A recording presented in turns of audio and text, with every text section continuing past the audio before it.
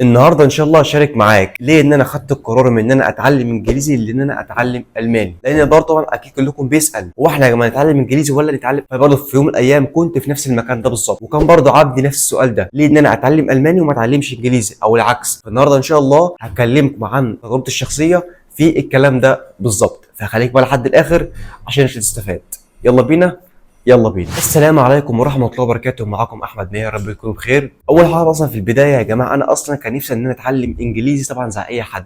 كان اي حد بيتكلم عن الانجليزي كسفر كشغل مش عارف إيه الكلام ده كله، كدراسه برضه في اي حته بره لازم يكون معاك انجليزي. حرفيا كله لازم ان هو يتعلم انجليزي طبعا في الوقت اللي فات ده. طيب، وطبعا برضه انا وقتها فعلا اشتغلت ان انا اتعلم انجليزي، بدات جدا فيه. طبعا ما كانش، طبعا كان صعب جدا، ما كانش سهل خالص. تمام، والحمد لله برضه وصلت فيه لمستوى كويس جدا في اللغه. تمام. طيب، هنا بقى الفكره بقى، انا ليه بقى خدت القرار ان انا اتعلم الماني غير طبعا الانجليزي؟ جينا بقى كده فتره وقلنا هو ايه الفرق ان انا اتعلم الماني وان انا ما اتعلمش انجليزي؟ يعني ايه الفرق مثلا بين ده وده؟ حرفيا مع فرق كبير جدا. طيب، لو انت اصلا عامه كده في البدايه عايز انك تسافر لمكان معين مثلا غير طبعا المانيا، فلازم يكون معاك انجليزي حتى لو تمشي بيها حالك بس. وطبعا اول حاجه بقى خلتني ان انا افكر بان انا اتعلم الماني وما اتعلمش انجليزي، او ان انا اصلا اخش في طريق الماني وان انا ما اكملش في الانجليزي، وهو ان يا جماعه الدراسه هناك في المانيا حرفيا باسعار يعني اصلا ببلاش. انت يكون معاك اهم حاجه بس هناك بتصرف، تمام، وحرفيا جوده ودراسه ببلاش حرفيا. بالمقارنه يا جماعه بين دول كتيره جدا يعني زي امريكا غاليه جدا هناك. يعني لو انت مثلا عايز انك هناك تدرس في امريكا، عارف انك الدراسه هتمص في دمك. اما طبعا بقى هناك في المانيا ببلاش، طبعا اسعار كويسه جدا والكلام ده كله، وجوده طبعا عاليه جدا جدا جدا. طبعا ده يا جماعه كان من اول القرارات اللي انا خلتني ان انا اتعلم الماني وما اتعلمش انجليزي. طيب، حاجه تانية، لو انت مثلا برضو عايز انك تقعد هنا في مصر وطبعا يكون معاك لغه تشتغل بيها طبعا وهي الالماني حرفيا. طب ليه؟ بص يا معلم، انت ممكن تلاقي اصلا حاليا دلوقتي على الفيس وكده ناس كتيره جدا بتقول لك ما تتعلمش الماني وتعلم انجليزي، الالماني لغه صعبه مش عارف ايه، مستقبلها وحش تبع الكلام ده كله بطيخ. يا جماعه حرفيا اقسم بالله دلوقتي لو انت معاك لغه المانيه هتكون عايش يعني عيشه كويسه جدا. طب ليه؟ اقول لك ليه. عندك طبعا هو اهم حاجه هو شغل كول سنتر. انت عندك كده يا جماعه طبعا شغل الكول سنتر في مصر، انا مش هقول لك عامل كام، روح انت اسال عن الكول سنتر في مصر عامل كام، هتنبهر اقسم بالله. دي حاجه. الحاجه الثانيه طبعا غير الانجليزي، ازاي؟ انت عندك طبعا دلوقتي يعني عشان اصلا تلاقي شغلانه بالانجليزي لازم يكون مستواها عندك حرفيا يعني مش اقل من السي 1 او البي 2 سي 1 كمان. طب ليه؟ عشان دلوقتي معانا في مصر ناس كتيره جدا بتتكلم انجليزي كويس، واخد بالك؟ فانت طبعا دلوقتي عندك حاجه اسمها العرض والطلب. يعني مثلا عندك العرض كتير جدا برضو والطلب بقى قليل شويه. طب ليه؟ عشان الناس اللي بتتكلم هنا انجليزي في مصر بقوا عددهم الى حد ما كبير شويه. تمام. فطبعا عشان تشتغل كول سنتر كانجليزي ولا حاجه لازم يكون حرفيا دلوقتي يعني مش اقل مثلا من سي 1 معاك عشان تشتغل في الانجليش. تمام. طيب، طبعا دي برضو مش سهله، صعبه جدا انك مثلا توصل لمستوى سي 1 في الانجليزي. طبعا يعني ايه، برضو هتاخد منك وقت كبير جدا.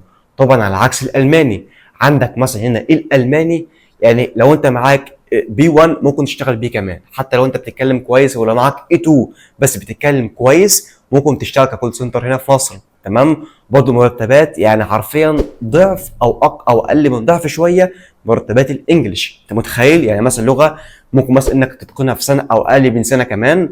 حرفيا انا اعرف ناس اقسم بالله يعني اتكلمت الماني كويس جدا في اقل من 8 شهور ولا حاجه. انت متخيل؟ في لغه بتتكلمها في اقل من 8 شهور او سنه، يا عم قول سنه مثلا، ومرتباتها ضعف مرتبات الانجليزي. فانت كشخص يعني بتفكر بطريقه كويسه اكيد طبعا هتخش انك تتعلم الماني على طول، طبعا غير الانجليش. فاحنا كده لحد الان يا جماعه قلنا عشان الدراسه عايز انك تسافر بره ولا حاجه، وبرضه عشان الشغل مثلا لو انت عايز تقعد في مصر ولا حاجه. تمام. يبقى كده عندنا الدراسه، لو انت عايز مثلا انك تروح ولا حاجه تدرس في المانيا طبعا افضل بكتير جدا جدا من انك تدرس في امريكا. ازاي؟ قلنا طبعا المانيا جامعاتها ارخص بكتير جدا، وبرضه يعني حتى يا عم مثلا انت بينك وبين المانيا 4 5 ساعات، يعني واخد بالك؟ في امريكا مش اقل من 12 ساعه ولا حاجه سفر بالطياره. انت متخيل؟ فالوقت يعني صعب جدا. وبرضه طبعا عندك المانيا معدلات الامان فيها طبعا اعلى بكتير جدا من امريكا. فانت عندك عوامل كتير جدا حرفيا لو انت بصيت لها هي هتخليك انك تتعلم اصلا الماني لوحدها. المانيا افضل بكتير جدا الصراحه ده انا شايفه من امريكا.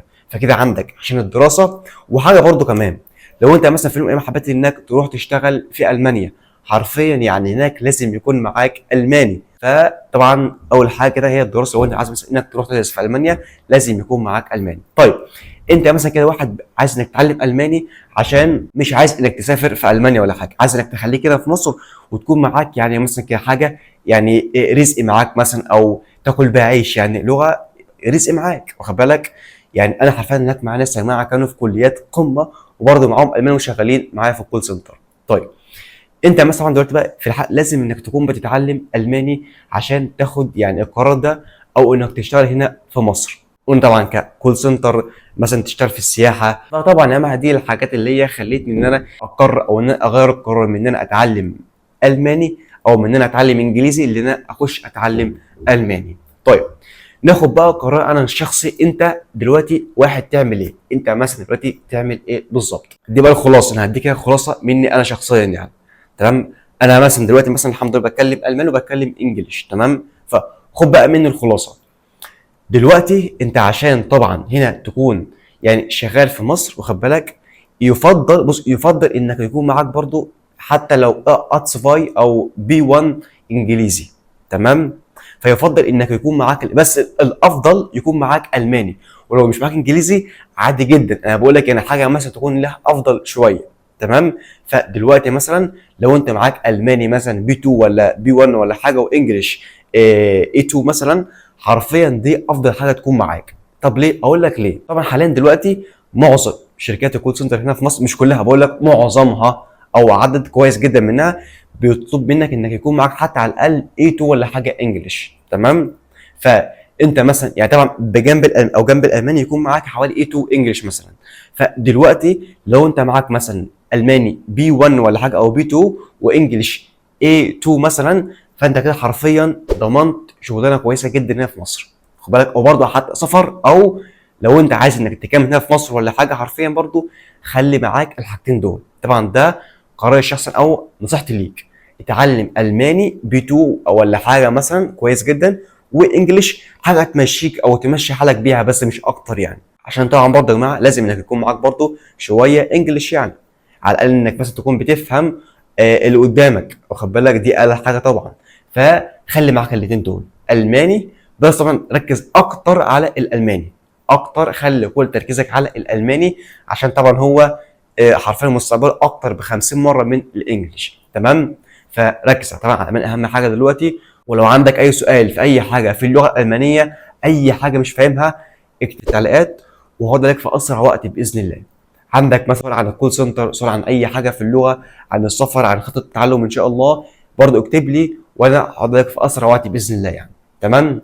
ولو الفيديو عجبك يا ريت طبعا تكون لايك للفيديو واشترك في القناه عشان طبعا يوصل لك كل حاجه جايه، وبرضه انك تدعمني ان انا اعمل لك فيديوهات اكتر واكتر ان شاء الله هتفيدنا كلنا باذن الله يعني. يا رب نكون استفدنا و bis zum nächsten Mal.